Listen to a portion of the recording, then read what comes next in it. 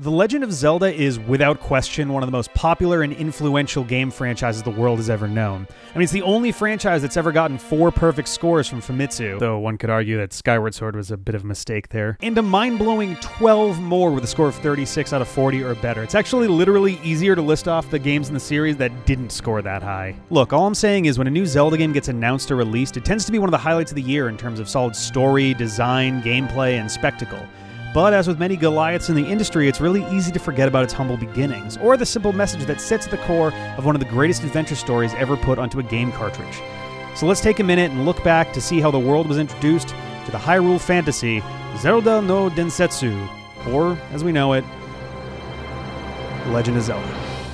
The story of the original Legend of Zelda begins in the late 50s, early 60s in the town of Sonobe in Kyoto, Japan. There, a young boy whiled away his days exploring the hillsides, forests, and lakes nearby, invigorated by the thrill of discovering something he'd never seen before. In fact, one of the boy's most memorable experiences was walking through the woods to discover a hidden cave, entering and exploring it with only a lantern to guide him. Likewise, he was equally enthralled by getting lost among the sliding doors in his family's home in Sonobe. He eventually went to the Kanazawa College of Art, where he graduated with a degree in industrial design, but he was having trouble finding a job in his field. His heart was set on becoming a manga artist, but as luck would turn out, he landed an interview at a toy company nearby thanks to his father being friends with the CEO. He showed off a few prototypes for ideas he had, like a 3-way seesaw, clothes hangers with animal shapes on them, and a clock designed for large amusement parks. And apparently his designs were impressive enough for the company, and shortly thereafter, in 1977, Shigeru Miyamoto was hired by Hiroshi Yamauchi to work as a concept artist for Nintendo. As the company's first artist, he wound up creating the art for Nintendo's first coin-operated arcade game Sheriff, as well as Radar Scope, among others. While it did well enough in Japan, Radar Scope underperformed in the West, and Nintendo was starting to sweat, thinking they had made a mistake in trying their hand at the video game market. Yamauchi tasked Miyamoto with converting at least 1,000 of the Radar Scope machines into an entirely new game,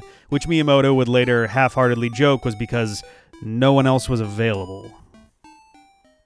Toy legend Gunpei Yokoi supervised the project and helped mentor Miyamoto as he worked. The original plan was to make a game featuring the love triangle between Popeye the Sailor characters Popeye, Olive Oil, and Bluto, but the licensing deal never quite materialized. Using Beauty and the Beast and King Kong as inspiration, Popeye became a mustached construction worker who would eventually be named after Nintendo's Redmond, Washington warehouse landlord. Olive Oil became a generic damsel in distress named after the warehouse manager's wife, and Bluto became a large gorilla-like ape. And so, Donkey Kong was born. At first, Nintendo had to push real hard to sell it at all, but was able to convince 2 Seattle bars to install the cabinet. And after accruing hundreds of dollars in just a few short days, suddenly everybody wanted Donkey Kong in their establishment. The demand was ferocious, and at one point the entire 5,000-plus employee workforce at Nintendo was focused on converting all of the remaining stock of Radar Scope and manufacturing more. Shigeru Miyamoto had left an indelible mark on the video game industry and was empowered to start making new games of his own design.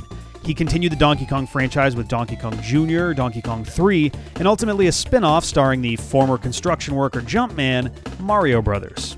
Miyamoto was ultimately able to complete a Popeye game when the license cleared in 1983, and ports of it, Donkey Kong, and Donkey Kong Jr. served as the launch titles for Nintendo's first cartridge-based home console, the Famicom. But as Nintendo prepared to bring the console to the West, they wanted to shift the focus to original titles, and so Shigeru Miyamoto went to work on a pair of titles simultaneously, a fast-paced linear platformer and a slow-paced open-world adventure. Now, Shigeru Miyamoto may be the most public face of Nintendo's biggest franchises, but he certainly didn't create these games entirely by himself. Let's see, there was Takashi Tezuka, who started working for Nintendo in 1984, and immediately began helping design both titles Miyamoto was working on, and okay, this has absolutely nothing to do with this story, but apparently Tezuka's wife was normally kind of reserved, but one time she blew up at Tezuka for spending too much time at work and wound up actually being the inspiration for the Boo enemies in Super Mario Bros. 3, and I think that's super adorable. Anyway, there was also the backstory for the game manual for this new adventure game done by Keiji Terui, screenwriter for the original Dragon Ball, who drew inspiration from the wars of medieval Europe for his art style. And last and certainly not least was a student at the Osaka University of Arts, where Nintendo had sent recruitment messages looking for someone to fill a composition and sound planning role. So straight out of college, Koji Kondo was hired by Nintendo and began working right away. He actually made the soundtrack to Punch-Out in 1983 before officially working for Nintendo, but then in '84 got to work on Miyamoto's 2 big projects as well.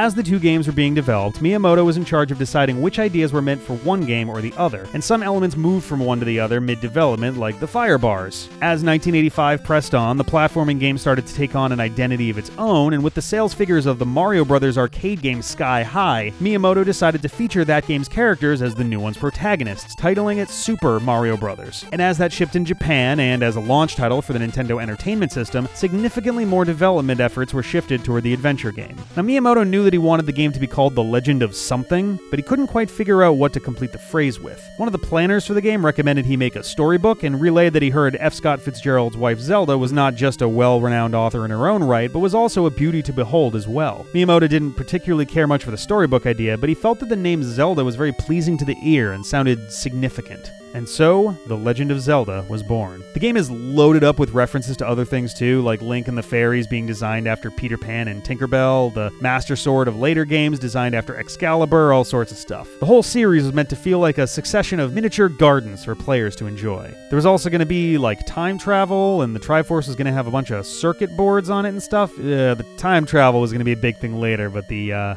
electronic Triforce never really made it. There were a few specific game design choices Miyamoto made that would dramatically alter the game's reception. First, along with Super Mario Bros., the emphasis of a score in The Legend of Zelda was downplayed significantly, instead making the player focus on the actual gameplay and the world it took place in. He wanted them to think hard about what to do next instead of how to get more points. Additionally, when the game was first being designed, Link was intended to start out with the wooden sword, but early playtesters in Japan were confused about where to go and what to do, given that they had the most important tool they needed to progress right from the start. While there was pressure to make drastic changes to the overall focus of the game, Miyamoto actually went in the opposite direction and took away the wooden sword, hiding it in a cave on the opening screen. This forced players to explore to be able to adventure at all, giving them the idea that exploration would be just as much a key focus of the game as swordplay. It also forced players to cooperate and communicate about the game in order to find hidden secrets, rather than simply focusing on skill. Ultimately, the game used up the full disk space available in preparation for its release as a Famicom Disk System launch title, but the allocated map data still had half its space left, allowing the team to add map data for a second quest without any real strain. The text in the original Japanese version was also only in katakana to save space, used rewritable discs instead of passwords, and used the Famicom Disk System's extra sound channel for some of the game's most exciting sound effects like the sword beam and the roar of the labyrinth bosses. Speaking of the sound effects, Koji Kondo was initially going to use Maurice Ravel's Bolero,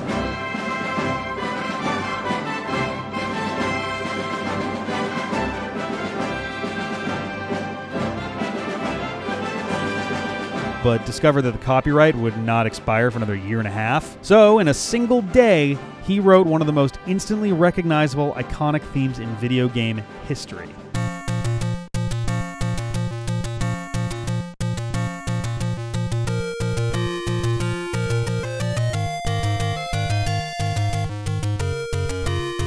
The loose connection to Bolero is still pretty noticeable, but I think we can let that slide. The system also had a microphone built into the controllers, so when in a room with a Pole's voice, the player could yell into it to defeat them. This didn't actually make it onto the NES, so you just had to beat them normally. The non-disc versions of the game also used the Memory Management Controller 1 chip's bank switching capabilities to make the cartridge version larger than it normally would have been allowed, and with the battery-powered RAM on board, The Legend of Zelda became the very first game cartridge to allow game saves. The fanfare for this game in the US was arguably even bigger than it was in Japan. See, if you bought the game and sent in the warranty card, you got to join this thing called the Fun Club. There's a 4-page newsletter Nintendo used to send out to tell you about new games coming out, tips and tricks, little puzzles on the side, that kind of thing. It began with only 700 members, but it would eventually balloon to over 1 million. They had to make it a 32-page newsletter just to fit it all in there. This wound up prompting Nintendo of America president Minoru Arakawa to begin Nintendo Power Magazine. Pretty awesome, huh? The Legend of Zelda sold more than 6.5 million copies. It was actually the first NES game to sell more than 1 million. It's constantly ranked near the top of best game ever lists or most influential game ever lists, and it pretty much created the action RPG genre as we know it today.